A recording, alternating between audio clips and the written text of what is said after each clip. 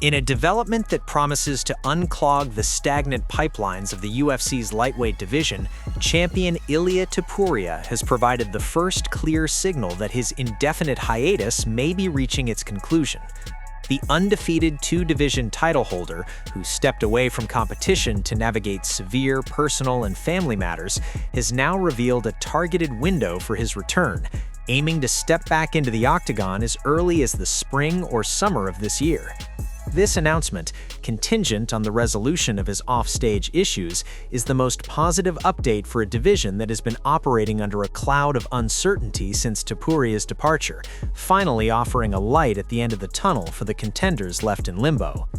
This newly established timeline dramatically reshapes the immediate future of the 155-pound weight class and directly recontextualizes the significance of the upcoming interim title fight.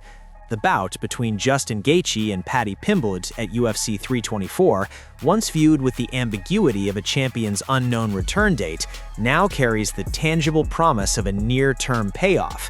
The winner will no longer be crowned a placeholder champion destined for a prolonged, frustrating wait. Instead, they can realistically anticipate a massive unification bout within a matter of months. This injects a crucial sense of purpose and legitimacy into the interim belt, transforming it from a symbolic consolation prize into a verified golden ticket to a legacy-defining main event against one of the sport's most dominant pound-for-pound forces. Nevertheless, Topuria's return does not automatically guarantee a straightforward path to unification for the UFC 324 victor. The division's landscape is complicated by the persistent and justified claim of Arman Tsarukyan, the top-ranked contender who has been repeatedly passed over for title shots despite a formidable winning streak. The UFC now faces a classic matchmaking dilemma. Does it honor the narrative and promotional momentum of the interim champion, whether it's the star power of Gaethje or the viral appeal of Pimblett, or does it finally capitulate to sporting merit and award the shot to Tsarukyan, the division's most consistently dangerous and technically proficient challenger? For Topuria, a spring or summer return sets the stage for a monumental first defense, a bout that could either be a massive commercial spectacle against a mainstream name or a pure elite-level sporting contest against his most skilled possible foil.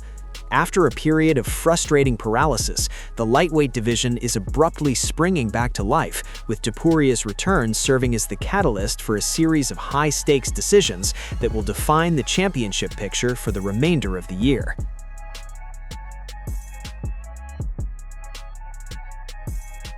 The most unique and terrifying submission streak in the heavyweight division is poised for its ultimate validation test. A bout that will determine whether a spectacular novelty can transform into a legitimate championship-caliber weapon. Walter Walker, the man who has shocked the UFC by securing 4 consecutive victories, each via an identical, brutally applied heel hook, is set for a monumental leap in competition. According to multiple reports, Walker will face Marcin Tybura, the durable and experienced Polish veteran who currently occupies the number 10 spot in the official heavyweight rankings at UFC Seattle on March 28th. This matchup is a deliberate and high-stakes experiment engineered by matchmakers to answer a pivotal question. Can Walker's singular fight-ending skill dismantle a seasoned top 10 gatekeeper who has seen every trick in the book? Walker's ascent has been a narrative of ruthless specialization. After a debut loss, he has rebounded with a stunning run, submitting Junior Tafa, Don'Tale Mayes, Kennedy Nchukwu, and Louis Sutherland all with the same heel hook. This unprecedented sequence of identical finishes has made him a must-watch attraction, but it has also led to skepticism.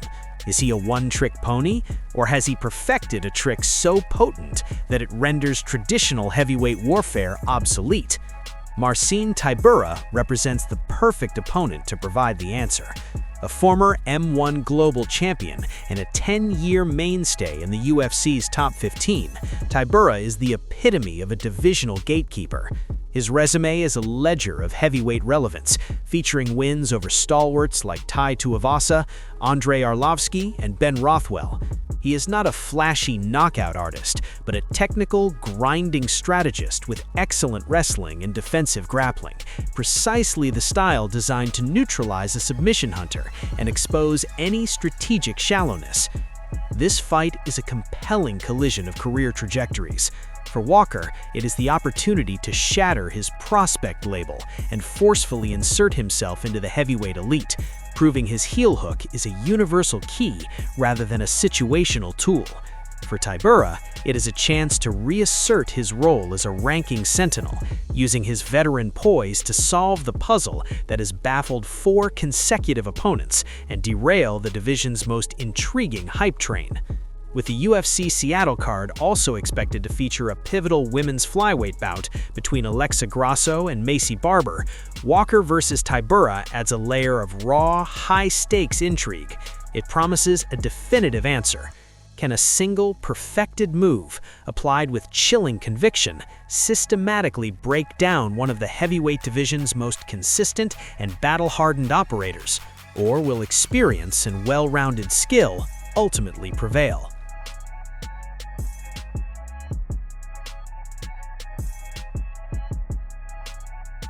Virna Jandiroba's path back to UFC title contention will begin with a high-stakes, all-Brazilian showdown in the strawweight division. The former title challenger is slated to face the surging Tabitha "Baby Shark" Ricci at a UFC Fight Night event at the Apex in Las Vegas on April 4th, a matchup confirmed by multiple reports. This bout represents a critical juncture for both women, pitting Jandiroba's established grappling pedigree against Ricci's well-rounded and increasingly dangerous skill set in a contest that will significantly reshape the contender landscape at 115 pounds. For Virna Jandiroba, this fight is about immediate redemption and reaffirmation. Carcara saw her impressive 5-fight winning streak, a run that included victories over top-tier opponents like Yan Xiaonan, Amanda Lemos, and Marina Rodriguez, come to an end this past October when she dropped a decision to Mackenzie Dern for the vacant strawweight championship. As a former Invicta FC champion known for her suffocating jiu-jitsu and relentless pressure, Jandiroba remains one of the division's most formidable grapplers. A dominant performance against a rising force like Ricci is non-negotiable for her to reassert her status as an elite threat and prove that her title shot was not a one-off opportunity, but rather a reflection of her permanent place among the division's best. Tabitha Ricci, however, represents a perilous and motivated hurdle. Baby Shark has been methodically climbing the ranks, securing victories in 7 of her last 10 UFC appearances. She enters this fight off the most significant win of her career, a brutal knockout over Amanda Ribas in July 2025, a performance that showcased her revolving striking power and announced her as a complete, fight-finishing threat. A victory over a recent title challenger of Ricci's caliber would be a monumental career breakthrough for Ricci. It would not only be the biggest name on her resume, but would serve as an undeniable statement, catapulting her directly into the shortlist of top contenders and establishing her as one of the most compelling new challengers for the champion, Mackenzie Dern. Stylistically, the fight is a fascinating clash of specialties. Jandiroba will look to impose her world-class ground game, seeking to drag the fight into deep waters where her submission skills are most potent. Ricci, a capable grappler in her own right, will aim to utilize her improved striking and movement to keep the fight standing, where her power and volume could pose serious problems. With the main event for the April 4th card still to be announced, this strawweight battle between 2 of Brazil's finest is poised to be a cornerstone of the event, carrying heavy implications for the future title picture and promising a high-level tactical battle between 2 fighters with everything to gain.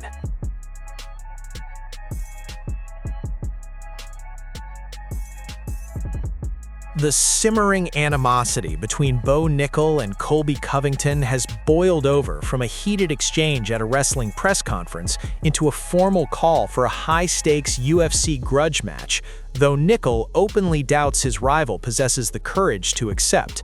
The tension ignited at the RAF5 press conference, where Covington, alongside fellow former UFC star Luke Rockhold, unleashed a torrent of verbal abuse aimed at Nickal, who was seated defenseless in the audience without a microphone. While a fight with the retired Rockhold is off the table, Nickal sees a clear and compelling opportunity to settle the score with Covington, as both men remain under contract with the UFC. Seizing the moment, Nickal took to social media to issue a direct and pointed challenge. "I'd love to fight Colby, but I seriously doubt he would fight me. We weigh the same, so let's do it at the White House." This call-out is meticulously crafted to be both enticing and inescapable. By bluntly stating, "we weigh the same," Nickal preemptively dismantles any potential excuse about divisional logistics, highlighting that while Covington fights at welterweight and he at middleweight, their natural walking weights are comparable.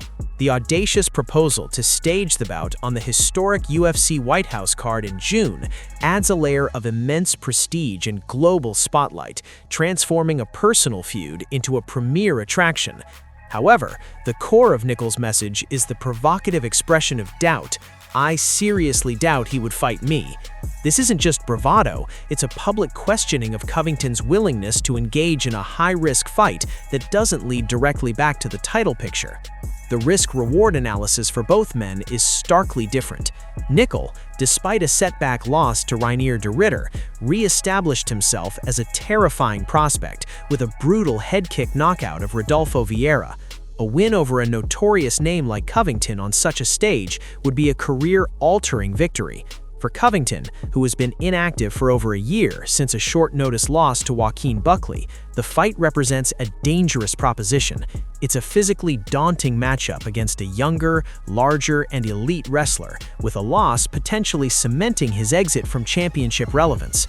Nickal's challenge is therefore a masterful trap. He has publicly dared chaos to either back up his incendiary words in the most high-profile setting imaginable, or to reveal his callouts as selective performance art, avoiding the very chaos he claims to embody. The ball is now in Covington's court, with the fighting world watching to see if his persona can withstand the reality of a Bo Nickal fist.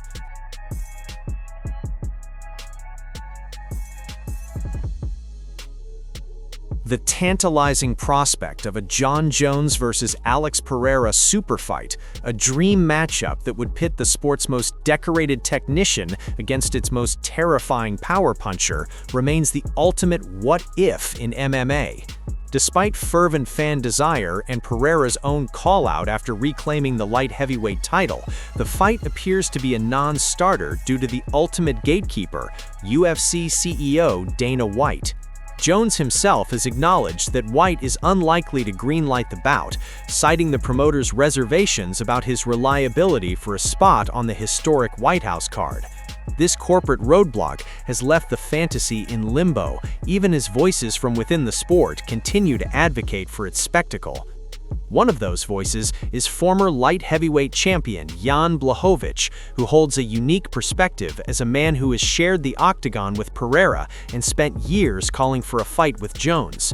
The Polish power is not only a believer in the fight's appeal, but also in Pereira's chances to win it. "I think that he can do it," Jan stated, pointing to Pereira's transcendent knockout punch power as the great equalizer that could end the fight at any moment. His endorsement carries the weight of first-hand experience. He pushed Pereira to a split decision in the Brazilian's 205-pound debut and knows the sheer force he carries.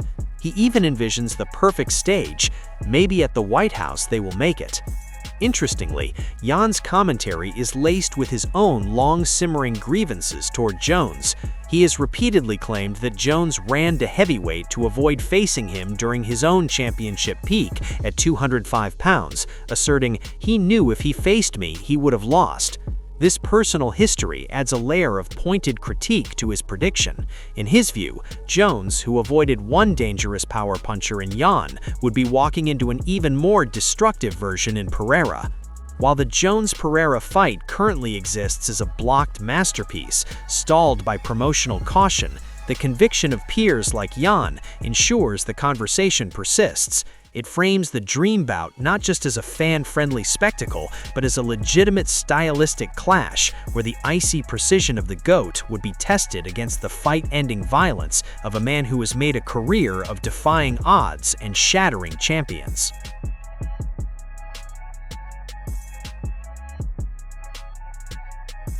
In a notable shift from his past dismissals of fighters from the Dagestani school, UFC legend Jon Jones has bestowed high praise upon reigning welterweight champion Islam Makhachev, anointing him as a special, generation-defining talent and a surefire member of the sport's pantheon of all-time greats. This endorsement carries significant weight, particularly coming from Jones, who has historically been critical of Makhachev's mentor, Khabib Nurmagomedov, often excluding him from the GOAT conversation due to his relatively brief title reign and early retirement. For Jones, Makhachev represents a different archetype, a dominant champion who is actively building a lengthy and formidable resume. "I think Islam is definitely one of the greatest fighters of all time," Jones stated in a recent interview. "He's one of the guys for sure.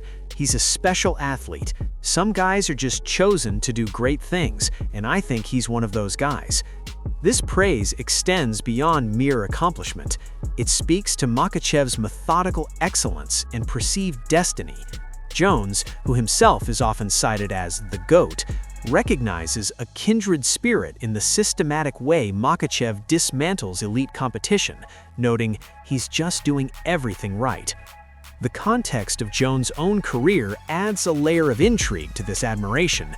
Currently retired but angling for a spot on the historic UFC White House card, a bid hampered by Dana White's concerns over his reliability, Jones finds himself in the unusual position of being a spectator.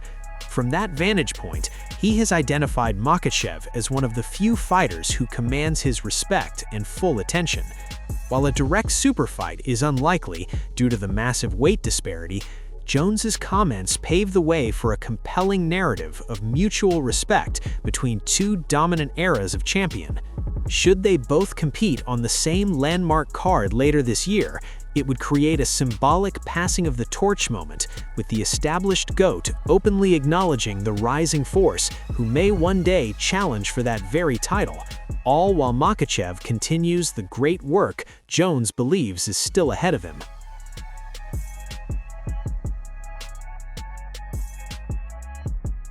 In the cutthroat ecosystem of professional mixed martial arts, where the relationship between promoter and fighter is often defined by contracts, negotiations, and public disputes, Dana White's admission about his closest friendship with a retired competitor offers a rare glimpse of a genuine, lasting personal bond. When asked which former fighter he maintains the most consistent contact with, the UFC CEO's answer bypassed the expected megastars and Hall of Famers. Instead, he pointed to Anthony Pettis, the dynamic former UFC and WEC lightweight champion whose Showtime mononym was earned through a highlight reel style that captivated fans a decade ago. This revelation underscores a connection that has transcended the typical employer-employee dynamic, surviving and even thriving long after Pettis' final walk to the octagon. "Me and Anthony Pettis talk a lot," White revealed, framing a relationship built on regular, casual dialogue. Their conversations aren't limited to reminiscing about past glories. They cover the spectrum of interests shared by two successful men who have moved into the next phase of their lives. "We'll talk fights, we'll talk his business, we'll talk gambling," White explained, noting with a chuckle, "He gambles, Pettis plays." This easy rapport suggests a friendship of equals, one where the pressures of the fight game have given way to discussions about business ventures, sports, and leisure. White also mentioned another WEC-era alum, Manny Gamburian, as a frequent contact, hinting that the shared experience of building the sport in its earlier, grittier days fostered a particular kind of camaraderie that endures. Perhaps the most fascinating layer to the White-Pettis friendship is their parallel evolution within the fight business itself. While White commands the global powerhouse of the UFC, Pettis has stepped into the role of a promoter, founding and running Anthony Pettis Fighting Championship, APFC. This shared experience as heads of organizations, albeit on vastly different scales, creates a unique common ground. They can now relate to each other not as promoter and athlete, but as peers navigating the universal challenges of event logistics, fighter management, and brand building. Their bond, formed in the crucible of competition, has matured into a connection based on mutual respect, shared history, and the understanding of what it takes to succeed on both sides of the spotlight. In an industry known for its transient alliances, the enduring friendship between Dana White and Anthony Pettis stands as a notable exception, a personal thread woven through the fabric of the sport's history.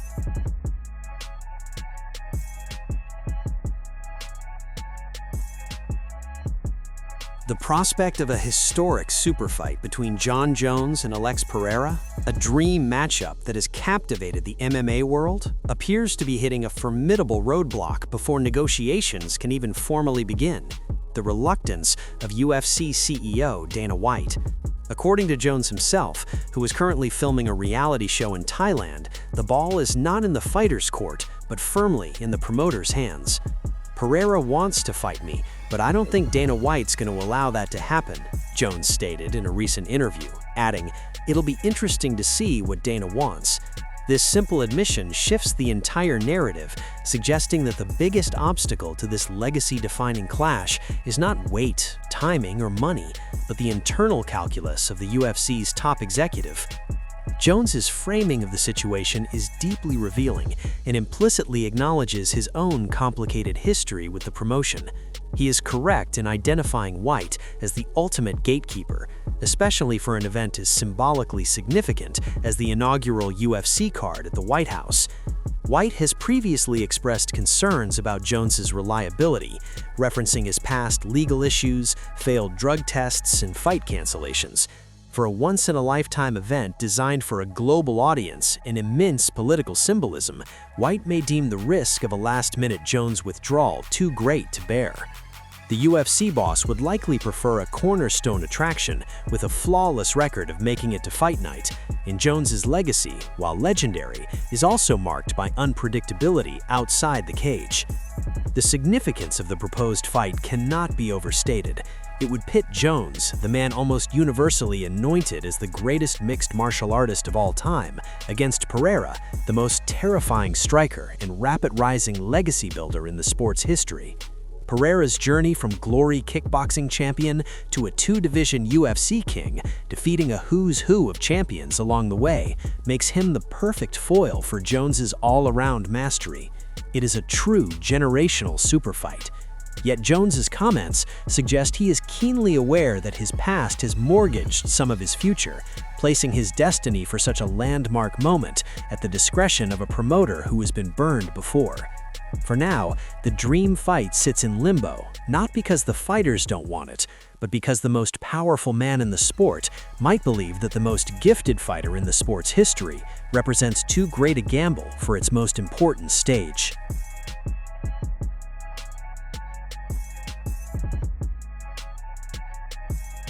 The often performative world of UFC trash talk has been upended by a sudden and deeply personal attack from Paddy Pimblett, an outburst so venomous and seemingly unmotivated that it has sparked a genuine, bitter feud with Dan Hooker, complete with promises of physical retaliation.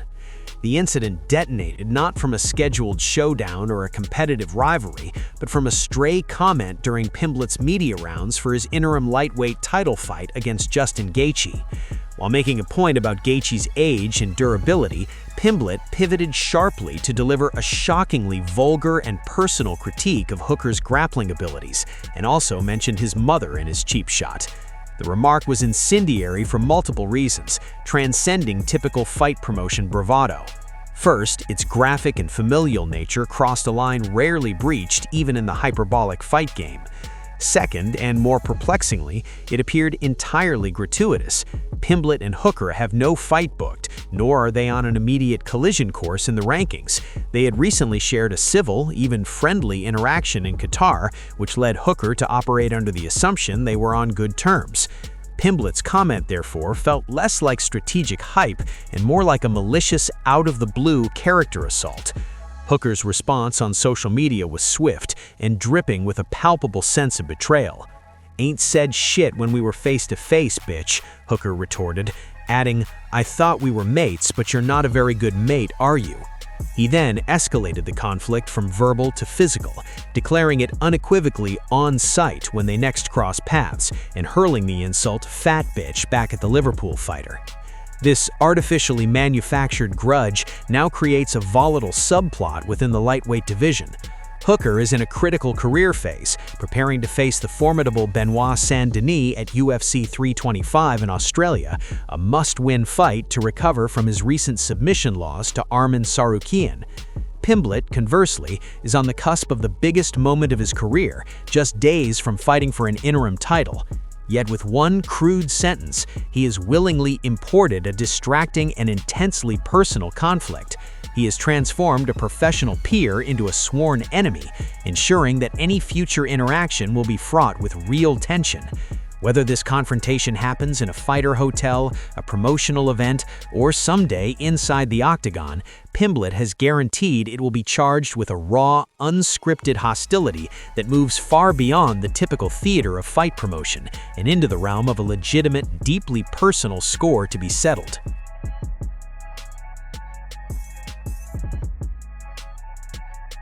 The stakes for the historic UFC 324 main event, the promotion's inaugural show on Paramount Plus, have transcended championship gold and evolved into a profound crossroads with permanent consequences. The interim lightweight title bout between Justin Gaethje and Paddy Pimblett is now framed as a potential career terminus, a high-wire act where one misstep could end the run of one of the sport's most revered and violent artists. Gaethje, who essentially strong-armed the UFC into this opportunity by vowing to retire without a title shot, now finds himself in a brutally ironic position. Losing the very fight he demanded could enforce the retirement he threatened. His coach, Trevor Wittman, has removed all ambiguity, publicly declaring this their final campaign. "I'm not afraid to speak it out loud. This is our last run," Wittman stated. "If we don't win this fight, we're not going on. We're not going to go out there and be a gatekeeper and look at money fights." This candid admission transforms the dynamic entirely. For Gaethje, victory is not merely a step toward another payday, it is the singular key that unlocks his envisioned storybook finale. His plan is to win the interim belt, unify it against the absent champion Ilia Topuria, and perhaps make a successful defense before exiting on his own terms.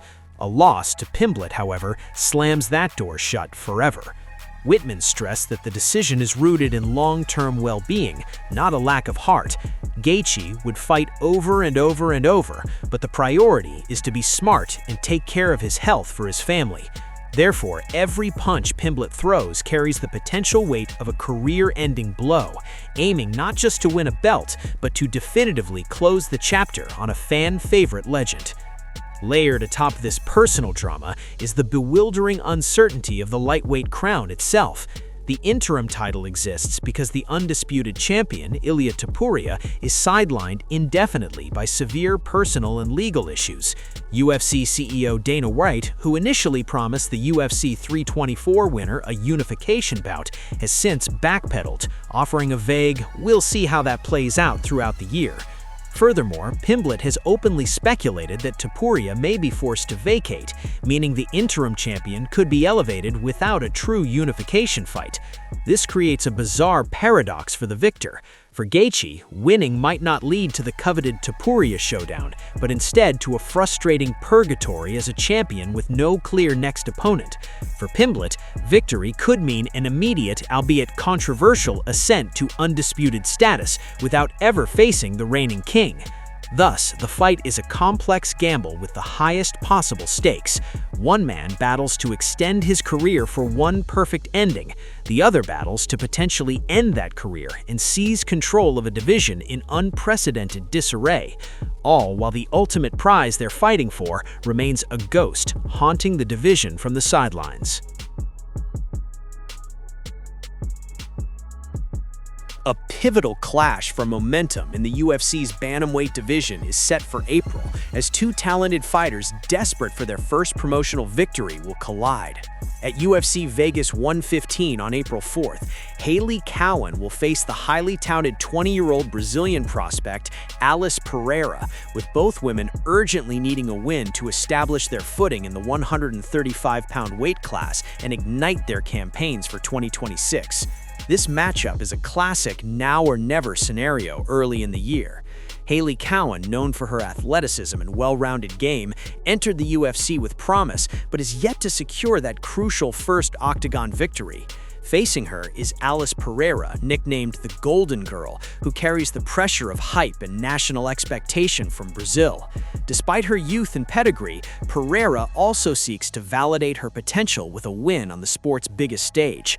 The stakes are crystal clear. The victor will gain not only a vital line in the win column, but also the confidence and trajectory to pursue ranked opponents later in the year. The loser, however, will face an 0-2 start in the UFC, a difficult hole from which to climb in a deep and competitive division. The fight promises an intriguing stylistic clash. Topuria will likely look to leverage her experience and use her striking to set up grappling opportunities. Pereira, representing a new generation of Brazilian fighters, will aim to showcase the dynamic, aggressive style that made her a notable prospect. For both women, this is more than just another bout. It's an essential gateway to their future in the UFC. With the bantamweight landscape always evolving, a decisive performance here could propel the winner into a new tier of visibility and opportunity, making UFC Vegas 115 a critical checkpoint in their professional journeys.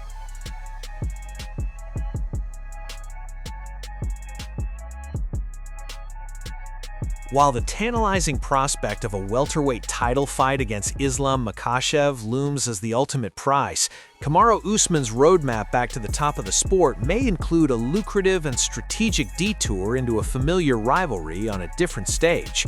The former champion, having rebounded with a win over Joaquin Buckley, is keeping his options meticulously open. Alongside the pursuit of Makhachev, Usman has reignited the possibility of a third showdown with his arch-nemesis, Colby Covington, not in the UFC octagon, but on the wrestling mats of the burgeoning Real American Freestyle, RAF League. During a discussion on the Pound for Pound podcast with Henry Cejudo, Usman was directly asked about the potential for Kamaru Usman versus Colby Covington 3. His response was deliberately non-committal, but revealing. "I'm not ruling anything out." He acknowledged Covington's persistent verbal jabs and even defended the promotional logic behind Covington headlining an upcoming RAF event over a more credentialed pure wrestler, understanding that star power drives business. "As much as me and this guy have had history, the guy that's going to put those butts in those seats is Colby Chaos Covington," Usman stated, endorsing the new league's need for marketable names. This isn't merely about cashing a check or settling an old score.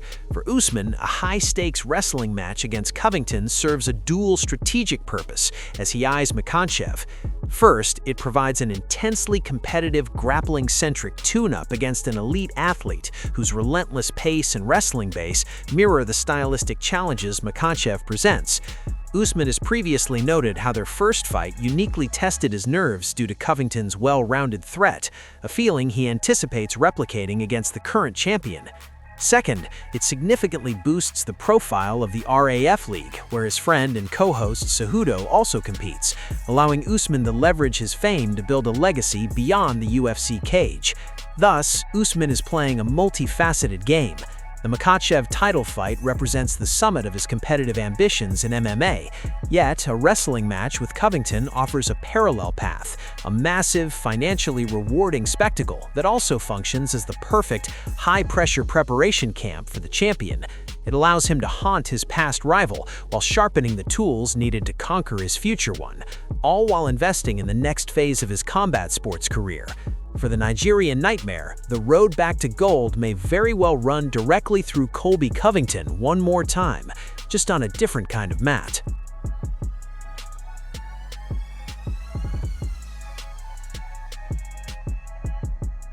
The stage is set for what is being billed as the most significant women's mixed martial arts fight in history, a colossal, legacy-defining showdown that has compelled the sport's greatest champion out of retirement. In the co-main event of the historic UFC 324, Kayla Harrison will make the first defense of her bantamweight title against none other than Amanda Nunes, the legendary lioness who returns to reclaim the throne she vacated but never lost in competition. According to UFC CEO Dana White, this matchup transcends typical championship bouts, declaring it the greatest women's fight of all time due to the unprecedented convergence of accolades, dominance, and narrative at play. The fight's significance is woven from a perfect rivalry. Harrison, the Olympic gold medalist judoka who conquered the PFL before transitioning to the UFC, fulfilled her destiny by dominating Juliana Pena to claim the 135-pound crown. Her ascension was the catalyst, reportedly triggering a clause in Nunes' retirement, a vow to return if Harrison ever won the title. Nunes, widely anointed as the female GOAT after a reign that saw her vanquish every other notable champion, from Ronda Rousey and Miesha Tate to Holly Holm and Valentina Shevchenko, now seeks to cement that status by conquering the one phenomenal athlete who emerged in her absence. It is a clash of eras and styles. Harrison's oppressive, grinding physicality against Nunes' iconic fight-ending power in both hands. White's hyperbolic claim is difficult to dispute, given the credentials. Harrison, 16-1, represents a near-mythical force of nature, her sole loss avenged twice. Nunes, 23-5, authored the most dominant resume in women's MMA history, with her shocking loss to Pena emphatically rectified in a rematch. This is not merely a title fight, it is a referendum on an entire generation of women's fighting. Does the future belong to the new powerhouse in Kayla Harrison, or does the past, in the form of the returning, vengeful GOAT, still reign supreme?